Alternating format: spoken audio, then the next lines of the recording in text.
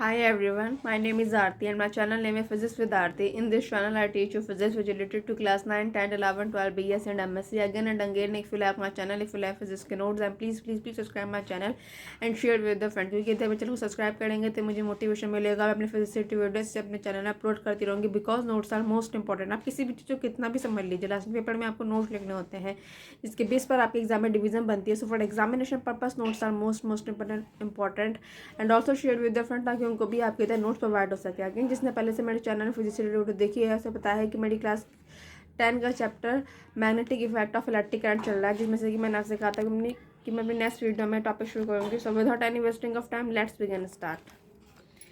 इससे पहले वीडियो में हमने यहाँ तक करा दिया था, अब हम यहाँ से स्टार्ट करते हैं।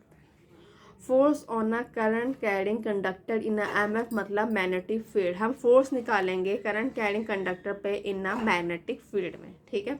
ये डायग्राम को भी एक्सप्लेन करेंगे, पर उससे पहले जो हमने लिखा वो देखिए। We know that an electric current, हम जानते हैं इलेक्ट्रिक करंट फ्लोइंग थ्रू जो कंडक्टर में फ्लो होती है वो प्रोड्यूस करती है एक मैग्नेटिक फील्ड को। एमएफ मतलब मैग्नेटिक फील्ड, जो हम इससे पहले इससे रिलेटेड वीडियो चैनल अपलोड कर चुकी हो कि how electric current flow through a conductor and produce a magnetic field. जिसे नहीं जाकर देख सकते हैं। The field so produce exert a force, ये जो फील्ड होता है मैग्नेटिक फील्ड ये प्रोड्यूस करता है एक फोर्स पे ऑन अ मैग्नेट पे, जो मैग्नेट पे लगता है। Place in the vicinity of the conductor, जो कि विग्निटी ऑफ द कंडक्टर में रखा जाता है। फ्रेंच साइंटिस्ट एंड्री मेरी एम्पियर 1775 से 1836 में उन्होंने सजेस्ट किया था, मतलब बताया था कि the magnet must also exert equal and opposite force on the current carrying conductor। Magnet equal और अपोजिट फोर्स लगाता है on a current carrying conductor पे। The force due to magnetic field, जो फोर्स लगता है मैग्नेटिक फील्ड के कारण acting on a current carrying conductor, जो करंट कैरिंग कंडक्टर पर लगता है, कैन बी डिमॉन्स्ट्रेटेड या निकाला जा सकता है थ्रू द फ्लोइंग एक्टिविटी, इस एक्टिविटी से। A force is exerted on the current carrying aluminum rod when it is placed in a magnetic field. Then displacement of the rod take place। ये हमारी aluminium की road है AB, ठीक है। ये मेरी क्या है, एल्यूमिनियम की एक रोड है। मैग्नेटिक फील्ड प्रोड्यूस हो इसलिए मैंने यहाँ पे एक मैग्नेट लगाया। हॉर्स शॉप ये कहो, हॉर्स शॉप का मैग्नेट कहते हैं इसे, या फिर आप इसे कहीं यू शेप की एक मैग्नेट लगाया, ठीक है। मैग्नेट का एक वायर, मैग्नेट में हमने एक वायर लगा, रोड लगाई है मैंने AB, ठीक है। ये मेरा मैग्नेट SN, ये मेरी एल्यूमिनियम रोड AB। इसके एक वायर को मैंने यहाँ से कनेक्ट करके बैटरी के नेगेटिव से कनेक्ट कर रखा है। फिर B के एक वायर को यहाँ से कनेक्ट करके मैंने बैटरी के पॉजिटिव से कनेक्ट किया। ये मेरी कुंजी K है, ठीक। इस पूरे एक्सपेरिमेंट को मैंने स्टैंड कर रखा है, ये देखिए एक स्टैंड कर रखा है, ठीक। अब वही मैंने लिखा है, देखिए डिस्प्लेसमेंट टेक प्लेस, जब हमने एक force exerted, a force is exerted on a current carrying aluminium road AB, जो मैंने आपको भी दिखाई। When it is placed in a magnetic field, magnetic field में रखा जाता है। मैग्नेटिक फील्ड क्यों, क्योंकि भी हमने एक हॉर्स शॉप मैग्नेट रखी या कि यू शेप की हमने मैग्नेट रखी। देन डिस्प्लेसमेंट, तो हमने ये देखा कि जो डिस्प्लेसमेंट हुआ रोड का टेक प्लेस, मतलब वो अपनी जगह से हिली rod. We can change the direction of the field, DIR उस पर लिखा गया एनी डायरेक्शन की शॉर्ट फॉर्म है। We can change the direction of field to vertically downward by interchanging the two pole of the magnet. भाई दो पोल होते हैं मैग्नेट के, ये साउथ पोल और नॉर्थ पोल, ठीक। यदि मैं इनकी इंटरचेंज कर दूँ, मतलब इसे पलट दूँ कि S की जगह N को कर दूँ और N की जगह S कर दूँ, तो वो अब आप कहेंगे वो कैसे होगा। जैसे ये मेरा SN रखा है, ठीक है, मैं इसको उठा के इस तरफ कर दूं कि ताकि N यहाँ पे आ जाए और S यहाँ पे आ जाए। तो यदि मैं इसकी पोल्स की डायरेक्शन चेंज कर दूं, है ना, ठीक है, by interchanging the two poles of the magnet, और डायरेक्शन ऑफ द फील्ड क्या होगी, वो भी चेंज हो जाएगी, ठीक।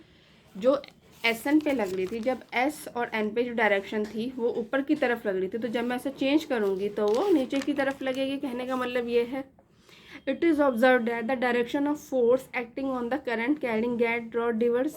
जब मैंने मैग्नेट के पोल्स की इंटरचेंज कर दिए पोल्स ऑफ मैग्नेट के, तो जो डायरेक्शन ऑफ द फोर्स है जो करंट पे लग रही है वो भी क्या हो जाएगी, रिवर्स हो जाएगी, उल्टी हो जाएगी। इट मीन्स दैट इसका मतलब क्या होगा, direction of force is also reverse, direction of force भी रिवर्स हो जाएगी। और when the direction of current through the conductor is reverse, वो भी रिवर्स हो जाएगी। क्या कहना का मतलब है, that is it show that, ये दिखाता है कि direction of the force of the conductor किस पे डिपेंड हो रही है, डायरेक्शन ऑफ कंडक्टर पे, क्योंकि यदि फोर्स की डायरेक्शन चेंज हो रही है तो फोर्स तो डायरेक्शन ऑफ करंट भी चेंज हो रही है, और डायरेक्शन ऑफ करंट भी चेंज हो रही है तो डायरेक्शन ऑफ मैग्नेटिक फील्ड भी चेंज हो रहा है। ठीक, तो ये हमने एक्सपेरिमेंट में शो किया कि डायरेक्शन ऑफ फोर्स किस पे डिपेंड कर रही है, डायरेक्शन ऑफ करंट पे और डायरेक्शन ऑफ मैग्नेटिक फील्ड के। क्यों, क्योंकि इसके चेंज करने पर दोनों ही चेंज हो जा रहे हैं, करंट और डायरेक्शन मैग्नेटिक फील्ड दोनों ही चेंज हो जा रहे हैं यदि हम डायरेक्शन ऑफ फोर्स चेंज कर दे रहे हैं। Experiment have shown that, experiment से शो किया गया that the displacement of the road is largest. Experiment जब हमने किया तो ये पाया गया कि जो डिस्प्लेसमेंट ऑफ द रोड है वो बड़ा है, या कहो और the magnitude of the force is the highest है when the direction of the current is at right angle to the magnetic field. जब डायरेक्शन ऑफ करंट और डायरेक्शन ऑफ मैग्नेटिक फील्ड के बीच एंगल राइट एंगल का है तो displacement of the road क्या पाया गया, हाईएस्ट पाया गया। ठीक, ये हमने जब एक्सपेरिमेंट किया तब मिला कि एक्सपेरिमेंटली ये पाया गया है। इन सच अ कंडीशन, इस कंडीशन में वी यूज़ अ सिंपल और फ्लेमिंग लेफ्ट हैंड रूल। देखो, सिंपल के बाद मैंने एरो लगा रखा है कि सिंपल के बाद हम लिखेंगे और, फ्लेमिंग है left hand rule. In such a condition we can use, इस सच कंडीशन में हम यूज़ कर सकते हैं एक simple Fleming left hand rule to find the direction of the force on the conductor. यदि हमें डायरेक्शन ऑफ फोर्स निकालने है कंडक्टर पे क्या लग रही है, कौन सी डायरेक्शन में है, तो हम फ्लेमिंग लेफ्ट हैंड रूल का यूज़ कर सकते हैं।